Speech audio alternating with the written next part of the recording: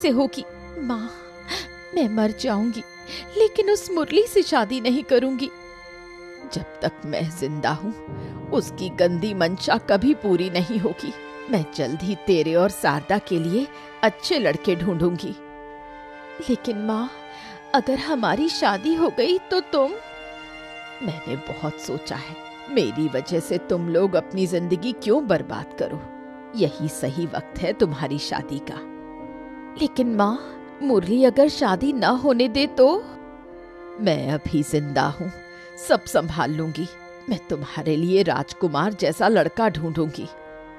अपनी बेटियों को जिम्मेदारी से मुक्त करने और समाज की बुरी नजरों से बचाने के लिए कोकिला उनके लिए अच्छे लड़के ढूंढने लगती है। जयपुर के मशहूर कपड़ा व्यापारी पीतांबर अपने बेटों प्रणव और आनंद के लिए योग्य लड़कियां ढूंढ रहे थे। तभी उन्हें आस्था और शारदा की तस्वीरें मिली। उन्होंने शारदा को प्रणव के लिए और आस्था को आनंद के लिए पसंद किया। प्रणव और आनंद, मैंने तुम दोनों के लिए 2 लड़कियां ढूंढी हैं। देखो, ये रही आस्था और शारदा, 2 बहनें। पीतांबर ने तस्वीरें दिखाई, लेकिन जैसे ही प्रणव ने आस्था की तस्वीर देखी उसे वो बहुत पसंद आ गई और उसने आस्था से शादी की इच्छा जताई। आस्था छोटी है, इसलिए मैं उसे आनंद के लिए सोच रहा था। लेकिन अगर तुम्हें आस्था पसंद है तो आनंद से शारदा की बात कर लेंगे। क्या कहते हो आनंद, कोई आपत्ति है? अब नहीं पिताजी, जो आप तय करेंगे मुझे मंजूर है। तो ठीक है, फिर मैं कोकिला और उसकी बेटियों को घर बुला लेता हूँ। आगे की बात वहीं करेंगे, ठीक है? उधर कोकिला आस्था और शारदा को प्रणव और आनंद की तस्वीरें दिखाकर उनकी राय पूछती है। बड़े बेटे का नाम प्रणव है और छोटे का आनंद। दोनों ही अपने पिताजी का कारोबार संभालते हैं। माँ, जो भी तुम तय करोगी मुझे मंजूर है। आनंद ठीक ठाक दिखता है, आस्था के साथ अच्छा लगेगा, और अगर माँ को प्रणव पसंद है तो मुझे कोई दिक्कत नहीं।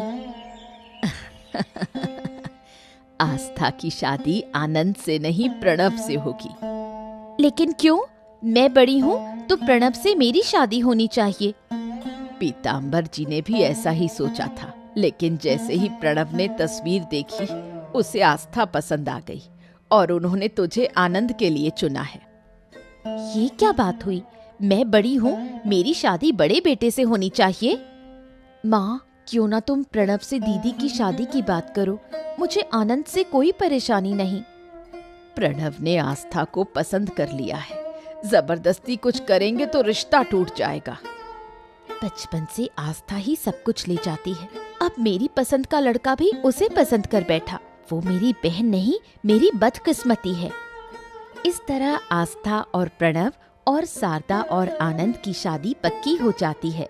लेकिन मन ही मन शारदा ठान लेती है कि आस्था को वो चैन से जीने नहीं देगी। मुरली को जब पता चला कि आस्था की शादी प्रणव से तय हुई है तो वो बहुत गुस्से में आ गया। वो सीधा कोकिला के घर पहुंचा और तोड़फोड़ करने लगा। ये क्या कर रहे हो? रुको, मैं कह रही हूँ, रुको। मैं सालों से कह रहा हूँ कि मैं आस्था से शादी करना चाहता हूँ और तुमने बिना मुझसे पूछे किसी और से उसकी शादी कैसे तय कर दी हैं? आस्था तुमसे डरती है, वो तुमसे शादी नहीं करना चाहती।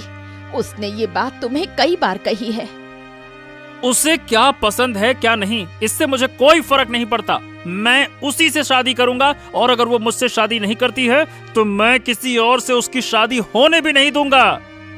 मैं अपनी बेटी की शादी तुमसे कभी नहीं करूंगी। अब यहाँ से निकल जाओ, वरना मैं पुलिस को बुलाऊंगी। अरे जिसे बुलाना है बुला लो, मैं यहाँ से नहीं हिलने वाला। मैं भी देखता हूँ कि उसकी शादी होती कैसे है। अब तो तुम शांति से नहीं जाओगे। रुको, अभी बताती हूँ तुम्हें। कोकिला घर के अंदर से एक धारदार छुरी लेकर भागती हुई बाहर आती है। मुरली उसे देखकर डर जाता है। कोकिला जोर जोर से चिल्लाने लगती है। आसपास के लोग जमा हो जाते हैं। शादी के दिन घर में सब लोग मौजूद हैं। शारदा और आस्था सज धज कर बैठी हैं। पीताम्बर कोकिला को बुलाता है। पीताम्बर बाबू, आपने बुलाया?